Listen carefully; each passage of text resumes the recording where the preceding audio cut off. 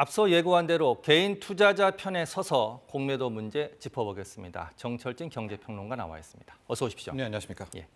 공매도 주식 투자하시는 분 다 아니까 바로 질문 들어가겠습니다. 네. 자, 대통령도 오늘 공매도가 기울어진 운동장이다 이런 표현을 썼는데 뭐가 도대체 얼마나 기울어져 있는 겁니까? 그렇습니다. 매매 주체 우리가 크게 개인, 기관, 외국인이라고 나눠봤을 때요. 예. 개인과 그리고 또 한 축에 있는 기관, 외국인 사이에 차별적인 요소가 존재한다라는 건데요. 예. 아주 크게 보면 담보 비율과 상환 기간을 들어볼 수 있을 것 같습니다. 예. 먼저 담보 비율을 보면은요. 공매도를 친 주식에 대해서 담보를 잡고 있어야 되는데 보시면은 개인은 120%, 기관과 외국인은 105%. 개인에 대해서 좀 더 많은 부담을 지우고 있는 것을 담보 부담을 알 수가 있죠. 그리고 상환 기간인데요. 개인은 90일, 기관, 외국인 1년으로 되어 있습니다. 근데 예. 저 조건을 보시면은요. 개인은 90일 동안은 무조건 할 수가 있고 예. 반면에 기관이나 외국인은 1년을 친다 하더라도 만약에 주식을 빌려준 쪽에서 한 2개월 있다가 다시 내놔 하면은 줘야 된다. 예. 얼핏 기관 외국인이 더 불리할 것으로 보여지고는 있지만 예. 그러나 실질적으로 운영함에 있어서는 오히려 그런 사례는 없고 예. 1년이 아니라 그 이상까지 계속해서 리볼빙, 롤오버를 하면서 무한 공매도를 칠 수 있다라는 것이 맹점으로 지적돼 왔습니다. 지금 저 조건 때문에 개미 투자자들이 지금 울분을 토하고 있는데 네. 자, 공매도 제도가 우리나라만 있는 건 아닙니다. 외국도 다 있습니다. 네. 근데 외국도 저렇게 차별적인 조건이 존재합니까? 이게 국가마다 좀 다르기는 한데요. 담보 비율에 있어서는 거의 차별이 없다라고 볼 수가 있습니다. 예. 또 하나 상환 기간도 우리는 90일, 1년 이렇게 나눴는데 어떤 예. 나라는 일본이나 대만은 180일 이렇게 기간은 다를 수가 있지만 예. 앞서 제가 이제 운용에 문제점이 있다는 이야기를 하지 않았었습니까? 예.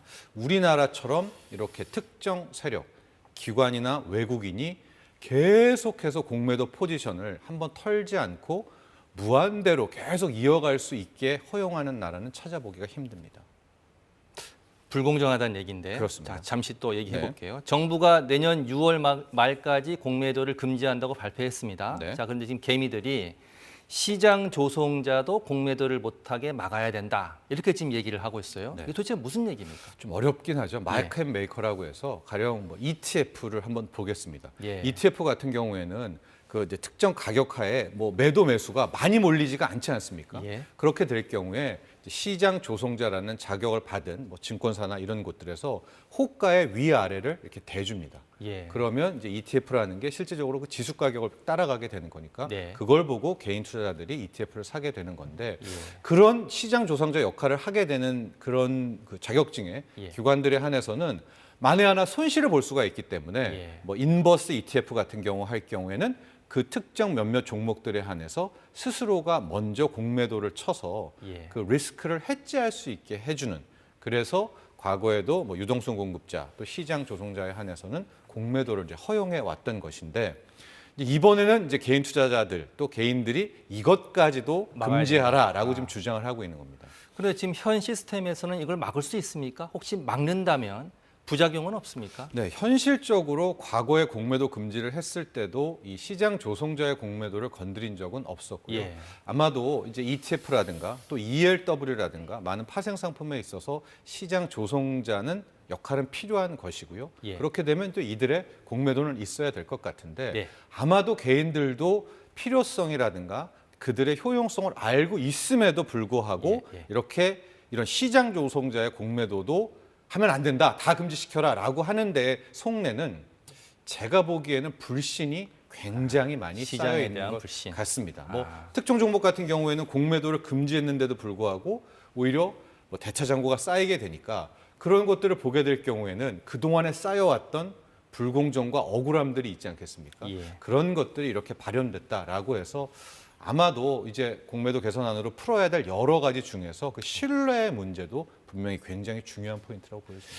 자, 지금 공매도가 또 문제가 되는 게 하나 더 있습니다. 자, 주식을 빌리지 않고 내다 파는 무차입 공매도입니다. 네. 자, 이게 뭐고 현 시스템으로는 적발할 수가 없습니까?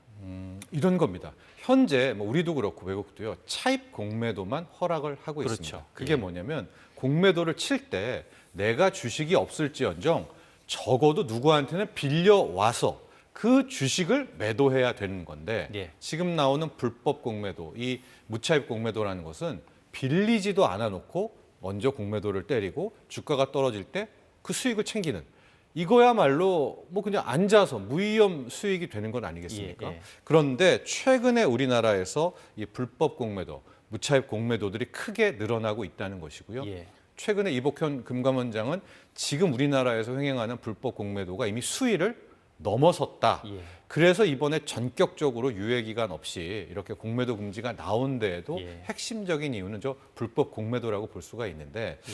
불법 공매도의 문제는 결국 제가 보기에는 시스템 전산화와 맥락이 맞닿아 있습니다. 예. 현재 우리나라 같은 경우에는 뭐 이제 개인들은 수기라고 이야기를 하는데, 공매도라는 것이 누구에게 주식을 빌려와야 되겠죠. 그러니까 예. 이제 대차 거래를 하고 공매도를 치는 실제 공매도가 있는데, 이것들을 이제 엑셀로 사람이 이제 쳐서 이렇게 넣는 겁니다. 예. 그러니까 이거 어떻게 잡아내느냐? 실제 빌린 주식보다도 많은 공매도를 쳤으면 이게 무차입 공매도, 불법 공매도가 있는 건 아니겠습니까? 이렇게 잡아내고 있는 것이 현실이니까 아예 이것들을 다 이런 수기로 엑셀로 치지 말고 전산화하자는 것이고요. 예, 예. 그게 결국은 또 처벌하고도 나아갑니다. 예. 왜냐? 엑셀을 넣었다가 이게 실수다라고 하게 되면 예. 형사처벌은 안 되잖아요. 예. 하고 그 의도가 아주 사악했다 한들 이걸 실수라고 넘어가게 되니까 기껏해야 지금까지의 과태료들 수준이 뭐 7억, 9억, 많아야 32억 이 정도였기 때문에 예. 아마 이번에 전산화 작업까지 갖추게 된다면 예. 지금 금융당국이 이야기하는 것처럼 뭐 10배에 가까운 과태료 나아가서 될 수 있을지 모르겠지만 형사처벌까지도 예. 이제 가능하지 않을까라고 보고 있습니다. 자, 지금 공매도 전면 금지에 대해서 우려가 좀 있습니다. 네. 그리고 또 MSCI 선진국 지수 편입이 좀 어려워지지 않겠냐 그런 우려도 있는데 그 부분은 또 어떻게 보십니까? 제가 봐도 수년간 이제 선진국 지수 편입은 상당 부분 좀 힘들어지지 않을까라고 예. 보고 있습니다. 이번에 공매도 개선책이 나오고 다시 공매도를 허용한다 하더라도 예. 이번에 예외 기간 없이 전격적으로 금지를 한 부분에 대해서 예. 분명히 외국인 투자자들은 좀 뭐 불신과 목리를 부리게 될 텐데 네. 그럼에도 불구하고 이런 점은 있는 것 같아요. 우리나라 같은 경우에는 개인 투자자 비중이 굉장히 다른 나라에 그렇죠. 비해서 미국에 비해서 훨씬 높습니다. 훨씬 높죠. 예. 그리고 또 우리는 파생 시장, 선물 옵션 시장에서 개인 비중도 높습니다. 예. 그런데 이 개인이 누구를 상대하느냐?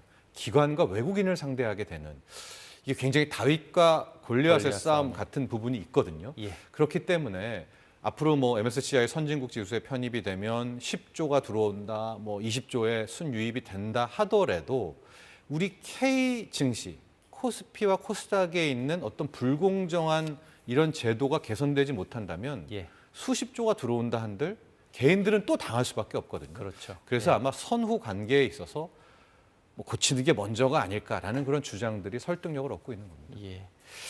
자, 이달 말에 정부가 제도 개선을 한다니까 좀 지켜보고요. 네. 뭐 짧게 답변 좀 부탁드리겠습니다. 지금 공매도 금지 이후에 하루 주가가 급등했다가 네. 서서히 빠졌습니다. 그래서 금지 효과가 하루밖에 없다 이런 얘기가 나오고 있는데 자, 지금 시장 좀 어떻게 봐야 될까요? 어떻게 대처해야 됩니까? 눈을 말씀드리면요, 공매도 금지라는 게 하나의 요소, 뭐 트리거는 될 수 있을지언정 이 자체가 예. 뭐 시장을 뭐 대폭등 시킨다든가 하는 그런 요소는 아닙니다. 그러니까 이제 앞으로 바라봐야 될 것은 우리 아주 주식 투자의 기본이죠.